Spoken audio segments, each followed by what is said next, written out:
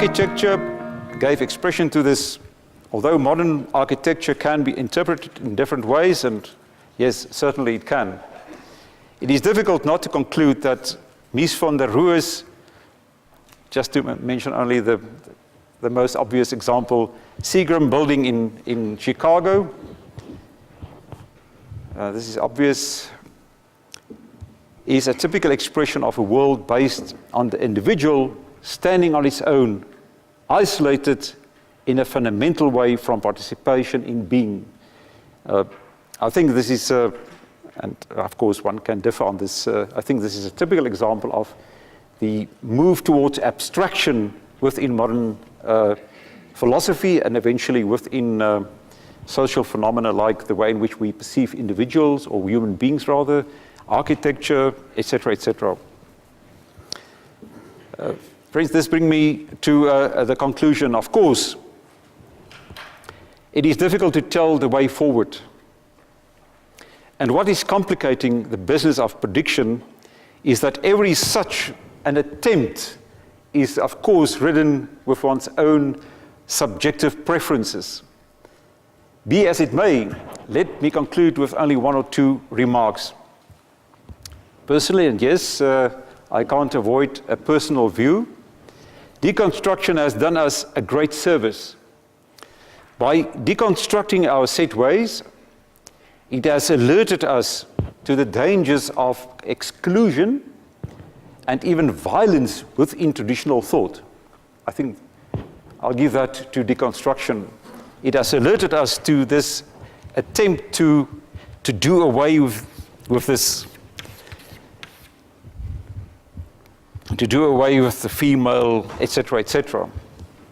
However, there is a negative side to it, and I'm referring to the experience of indifference,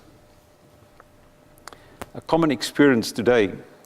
The deconstructive interplay between opposites, like the inside and the outside, above and below, etc., etc., leaves us not only confused, but in the end also cold and indifferent. More to the point, an age like ours that melts everything solid into thin air, reducing everything to mere potentiality, leaves us and a whole generation with one single question on our lips. So what? So what? In short, in the footsteps of a culture that kneels before the gods of pure possibility, because this is what's happening when you do emphasize the continuous interplay, the death of desire follows almost out of psychological necessity. So I'm arguing that there's a close link between the culture of pure possibility and the death of desire that I'm experiencing today. For is our desires not elicited by the idea of completion, fulfillment, actuality? In a world of pure possibility, desire loses its interest and eventually its meaning. No wonder indifference plays such an important role in contemporary global society.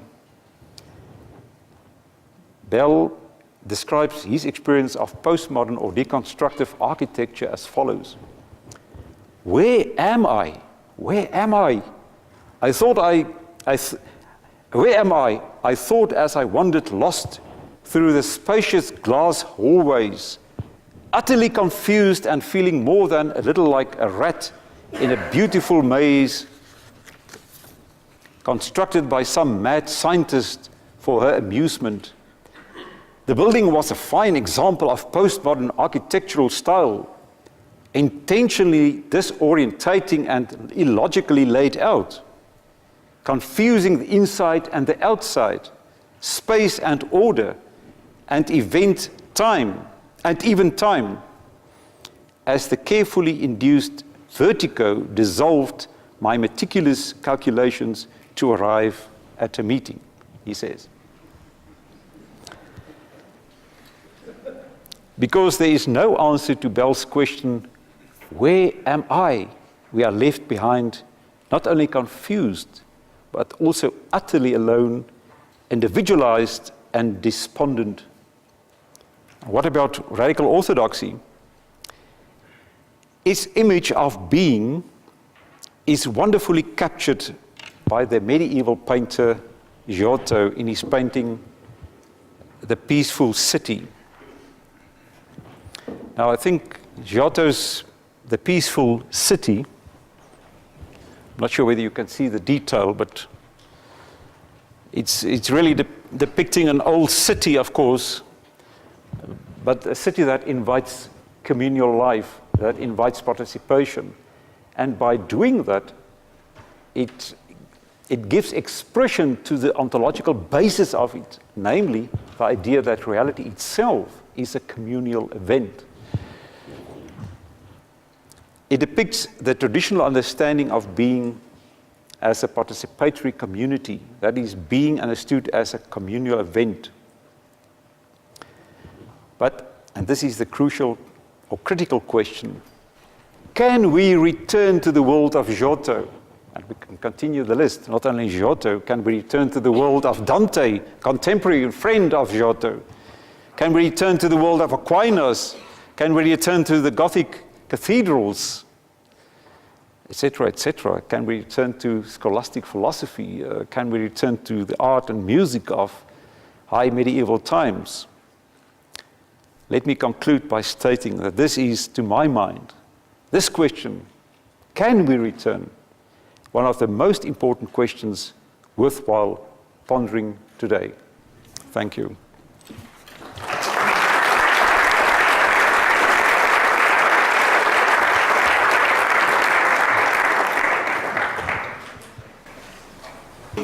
Comments, questions? Profound silence. Ah, something over there. Yes, sir. Thank you. And I recognize the gentleman. So it's quite clear, actually. You ended with a question. The question can be returned. And I think what I see in real life these days is that there's a change away from art as perceived as a complete whole towards iconographic representations again, as was in pre or early religious periods. So, well, it's just a comment, and everybody uses cell phones. People communicate on the iPhone. And your very first picture, that Kiefer picture, is exactly that. It's not a complete picture, it's a set of icons that's interrelated. So, yes, I think there's definitely a return process. Yes, of course, a return is not possible. History is not moving forwards as we often think, but it's not moving backwards either. So history is a complex business. It's moving forward and backwards at the very same time, upwards, downwards, etc., etc. But I think what we can do,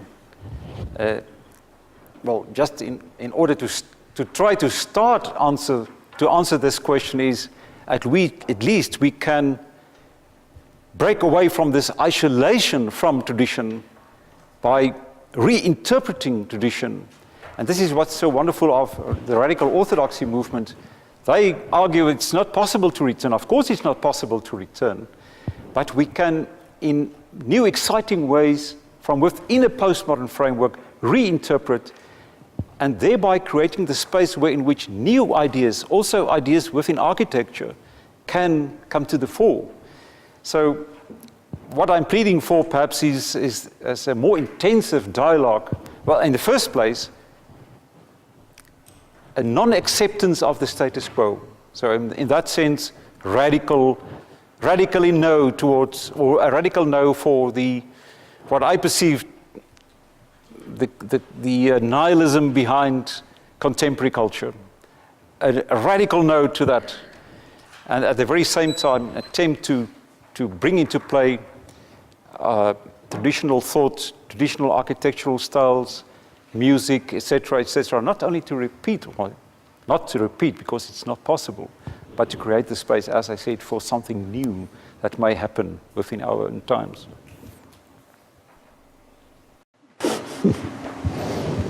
I want to refer to Cambridge, and he's written a book called Creativity in the Age of Divided Representation. And he's also asking this challenge, you can't turn it, maybe a reconciliation is possible.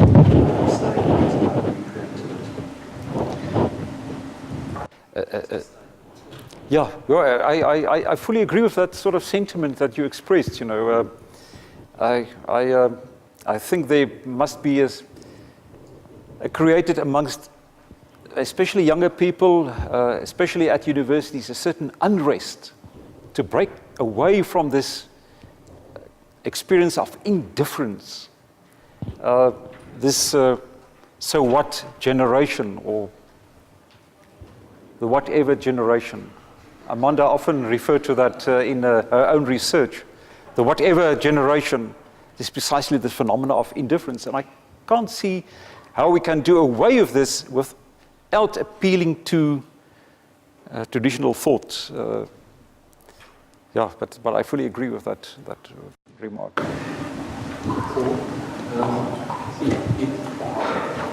wonder if it can appear to be helpful if one thinks of the spatial term rather than textual term to critically review past spatial manifestations and interaction. And if you think of, in a Durkheimian sense, social interaction and social construction and understanding, revisioning, or not revision, reviewing, re-understanding historical space and place from the current, say, geocritical standpoint, could possibly, us as designers of open space that's non-nihilistic, give us a space in which to think and in which to work. You know, behind this is, amongst other things, the distinction between the very old distinction, you are more familiar with this than I myself, the distinction between abstract space and the local, Afrikaans, the distinction between a ruimte en plek. And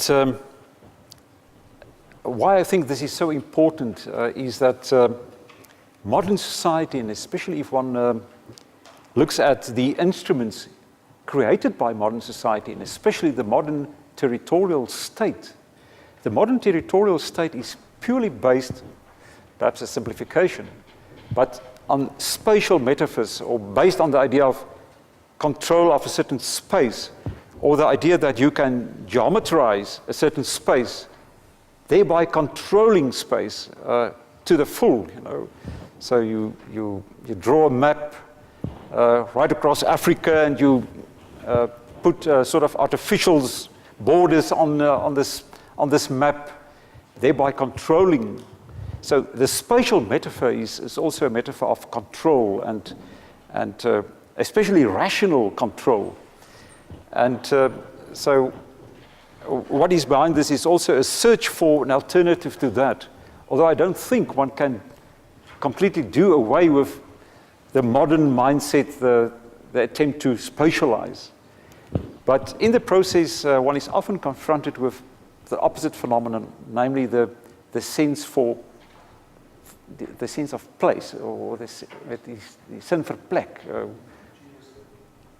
Exactly, this is an old metaphor used for decades now, but still we are confronted with this very same phenomena, the need to rethink the genius loci. So exactly what the architectural implications of that might be, whether it's developed within contemporary architectural thought, I'm not sure, you know, but for me it will personally be wonderful if that can happen. But you are more familiar with this.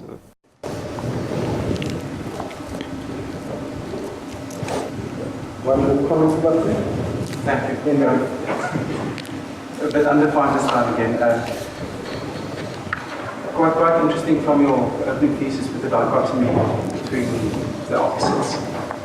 I think we've gone through a long history where design, architecture, poetry, art exists, or we feel it only exists right on the extreme area of existence, where we're existing at normal ends, where we standardize things.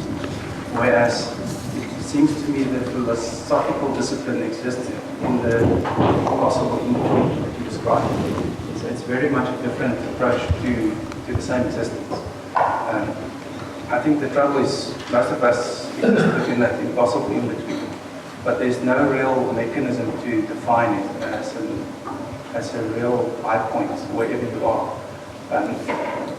In between the perimeter and the process to get to the perimeter.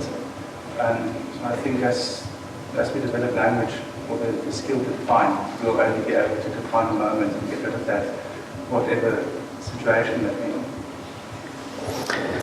Yes, I think there's in the rereading and rediscovery of traditional thought, I think there's absolutely a need of conceptual clarification. And I'm not arguing. Please remember that I'm not arguing that deconstruction in itself is irresponsible. On the contrary, the finest thought, the finest thinking. Was developed by a person like Jacques Derrida. He's an extremely responsible philosopher, and he did wonderful close readings of philosophical texts and other texts as well. But the danger of this is that it may lead to a total collapse of oppositions or concepts. So I think what is needed is a conceptual clarity. For example, if we think about the concept of possibility, and the possible has become a sort of a catchphrase in almost every advertisement. You find this preference for the possible. You are faced with a world with limitless possibilities, and it's hammered in every time you are faced with the public face of capitalist society. And we need some conceptual clarity within this, because the possible is only possible in terms of its relationship with the actual, with reality. Possibility is in itself destroyed if it does not refer to a fulfillment, to actuality behind or beyond the mere possible. So we need to think more conceptually about, for example, as I said, the concept possibility. What is behind it? What's making possibility possible at all? And in order to do that, I think an appeal to traditional concepts can help us enormously.